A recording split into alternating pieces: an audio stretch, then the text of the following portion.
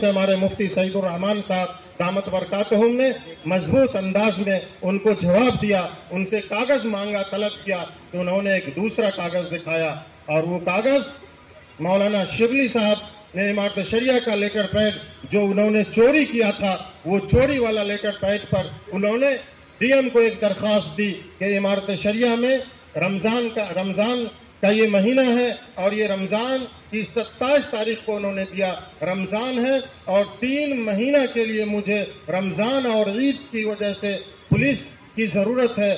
यहाँ कुछ शरपसंद लोग इमारत पर हमला करने वाले हैं। हम लोगों ने उनको समझाया, उन लोगों ने समझा कि यकीनन ये लोग तो बहुत इत्मीनान से काम कर रहे हैं। उन्होंने अपने किसी बड़े अफसर को फोन किया और कहा कि यहाँ तो कोई ऐसी बात नहीं है, इन लोगों ने कोई दरखास्त नहीं दी है, किसी और ने दी है।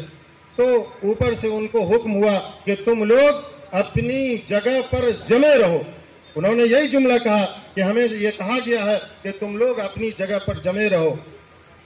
वक्त गुजरता गया, हम लोग कम थे लेकिन अल्लाह पे तवक्कुल था।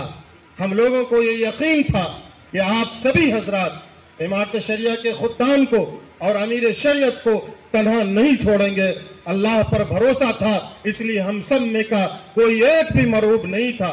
नमाज का वक्त जब करीब आया जोहर का, तो फुलवारी शरीफ के चंद हजरात जो पाबंदी के साथ नमाज यहाँ पढ़ते हैं, वो लोग नमाज के लिए आए। जब नमाज के लिए आए तो उन्होंने इमारत में कुछ अफरा तफरी देखा, हम लोगों के अंदर कुछ बेचैनी और कुछ काम उजलत में करते हुए देखा।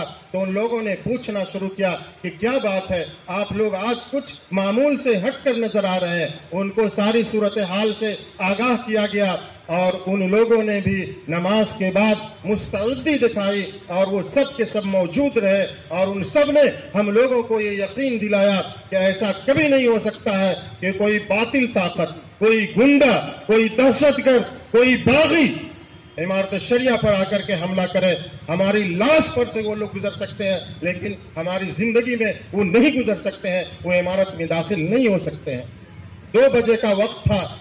मैं दारुल क़ज़ा से फिर नीचे उतरा और बाहर जैसे ही निकला, बाहर जब पोर्टिको में आया तो मैं दाएं तरफ हॉस्पिटल की तरफ देखा तो देखा कि मौलाना अनीसुर रहमान और मौलाना शिबली ये दोनों काफी लोगों के साथ, खास तौर से पुलिस की बड़ी तादाद के साथ ये लोग दाखिल हुए इमारत शरिया में। जब ये लोग दाखिल हुए तो इत्तेफाक से सामने, मेरे सामने फहद रहमानी, इंजीनियर फहद रहमानी साहब, वो किसी से फोन पर बात कर रहे थे। मैं आपको बताऊं